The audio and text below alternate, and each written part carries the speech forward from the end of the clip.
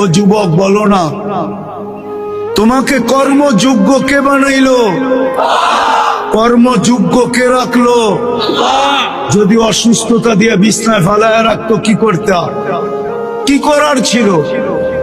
অভিযোগ, থানায় কেস, কোর্টে যায় আপিল, র্যাবের কাছে নালিশ, কি করার ক্ষমতা ছিল? অস্তিত্বটাকে দিল, কর্মযোগ্যকে বানাইলো। কর্মযোগ্য কে রাখতেছে? কতটুকু নুন খাই, গুণ কতটুকু গাই? গুণ তো গাই না আল্লাহ। চলেন দেখি জান্নাতের একটু ধারণা দিয়া কার মনে এই আগ্রহ জাগে যে আমি চাই আল্লাহ আমাকে জান্নাতের বিনিময়ে কিনো। এই আগ্রহটা কার মনে পয়দা হয়?